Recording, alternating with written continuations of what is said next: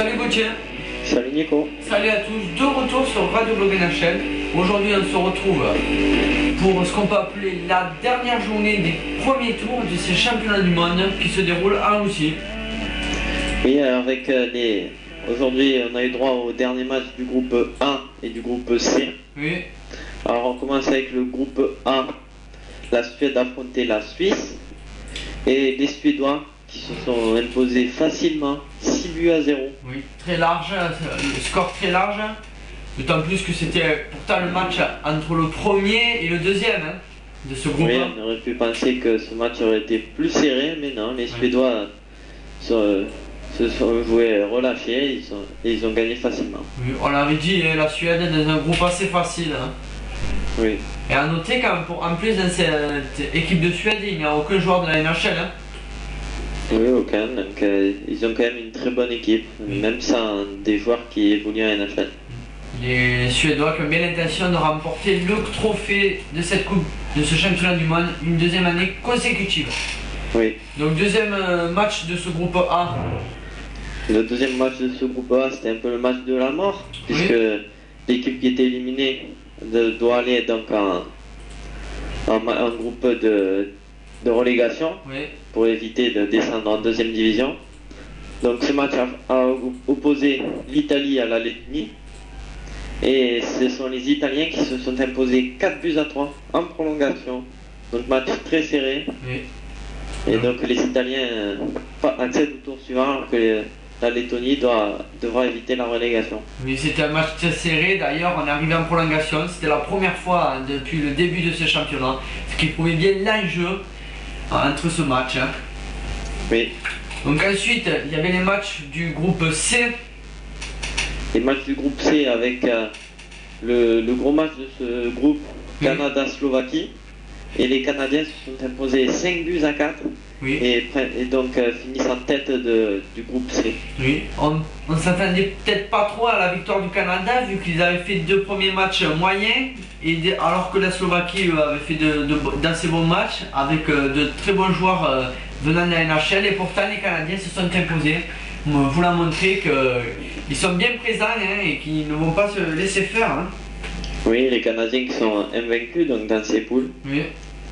Il faut noter. Il faut aussi noter dans cette équipe du Canada un très bon Rick Nash là, du Columbus Blue Jackets qui fait d'assez bons matchs. Il a mis un but là et deux assistants, donc il est quand même à l'origine de 3 buts. Donc il faut quand même noter cette performance de Rick Nash qui apporte beaucoup à son équipe. Donc oui, comme tu allais dire, au niveau du groupe, le deuxième match de ce groupe C. Oui, c'était l'autre match de la mort. Et ce match opposait la Norvège à l'Allemagne. Oui. Et l'équipe perdante, donc la Norvège, qui a perdu sur le score de 5-3, devra aller en poule de relégation. Oui, alors que l'Allemagne accède au tour suivant.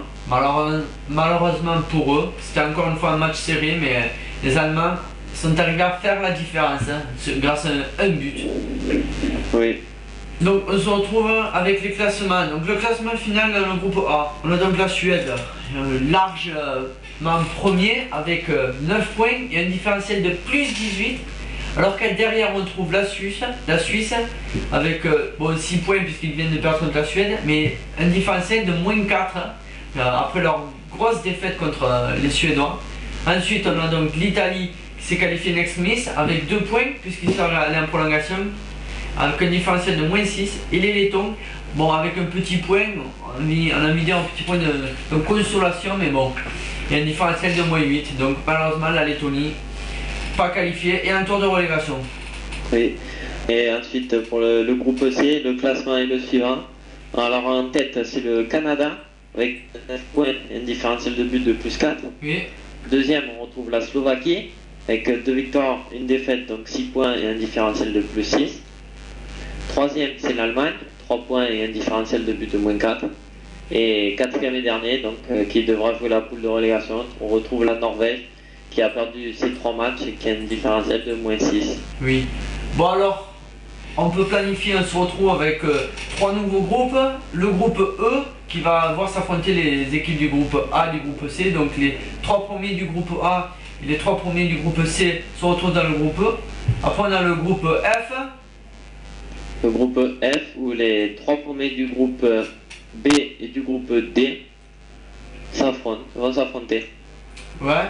Et ensuite, on a le groupe de relégation où les 4 derniers de chaque des 4 premiers groupes vont se rencontrer, c'est-à-dire l'Autriche, l'Ukraine, la Lettonie et la Norvège pour éviter d'être relégués en division mondiale inférieure.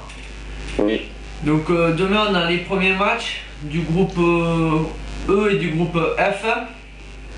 Et alors demain au programme, la Finlande affrontera la Suisse. Oui. Ensuite on aura le match qui opposera les États-Unis au Canada.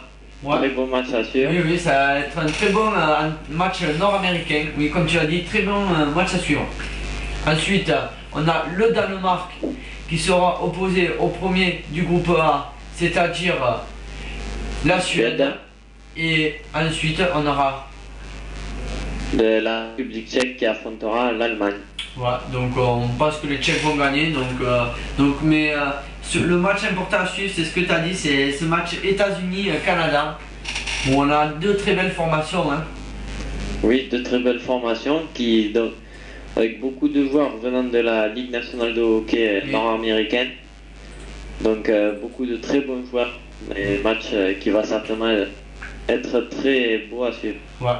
Donc voilà, c'était Nicolas Gauthier pour ces championnats du monde de hockey qui se déroulent en Russie sur Radio Blog NHL.